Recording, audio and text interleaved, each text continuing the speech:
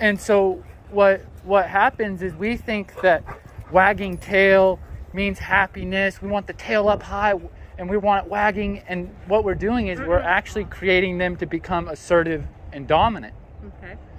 Okay? So what would he do if this dog was doing the same thing to you? Would he tell them to knock it off? Yeah. Would he bite it, snap at it? Yeah. Yeah, and that's what we have to do. We have to knock it off. We have to create, it's like, so for the discipline component, I use like an object that I'll toss. I have to bite them. They have to have the bite. Because when you just say, hey, knock it off, you're challenging. You're just barking back. And he's learned to challenge people because you're playing games and he's always telling you what to do. So he will never listen to you until you actually become serious and get your point across. Okay. So we would have to discipline this. Okay, like do what? Like I have like a cardboard tube in my pocket and I would toss it at his butt. And that would get him to start, well, maybe he would challenge me back. He might say, hey, you don't tell me what to do. Or maybe he would submit. But he has to be disciplined. He has to be bit. That's what we have to look at it as.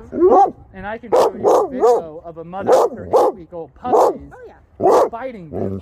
And so, you know, I can do this and show you what it looks like. I can go get you one of the I rolls. have one. Watch. Okay. So watch. Hey. Hey. Hey.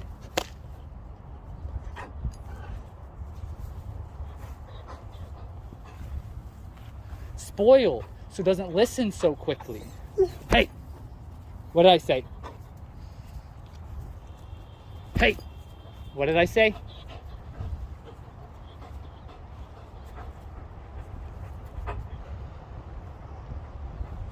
So I'm lowering the adrenaline level. Hey.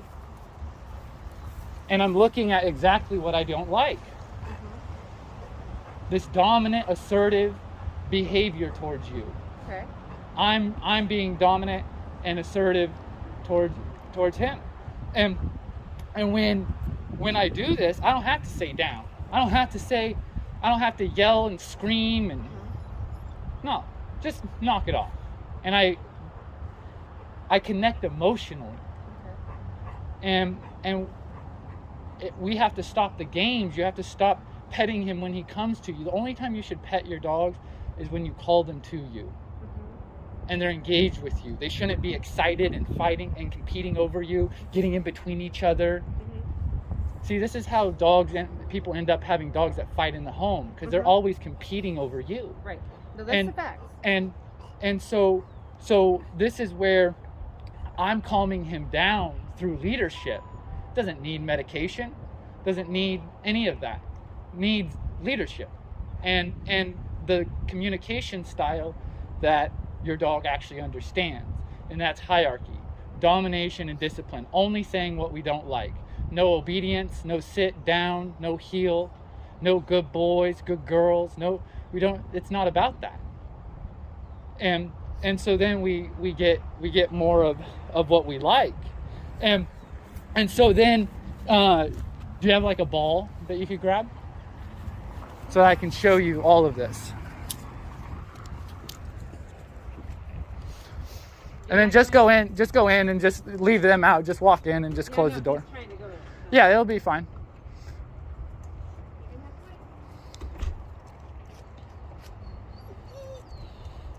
Hey, chill out.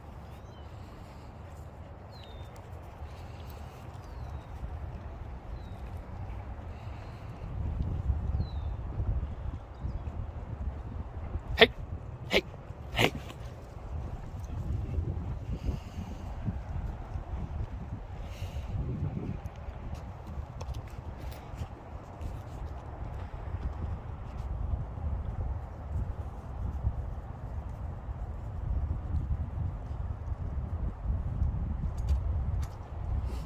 So then I look at again if any of the energy comes up. I throw the ball. Hey. That's mine.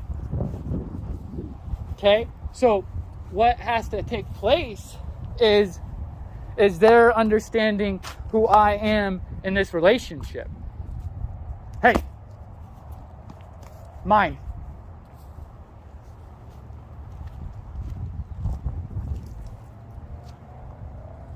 You look scared. She doesn't. And this is because more of an unsure dog, more of a skittish dog. Mm-hmm. And because what happens is, this dog came from Korea, right? Yeah. So just think about, there's no exposure. It's just to eat them, right? So they just put them in kennels, and they actually believe that if they're more fearful, they'll taste better. So they actually produce more and more fear.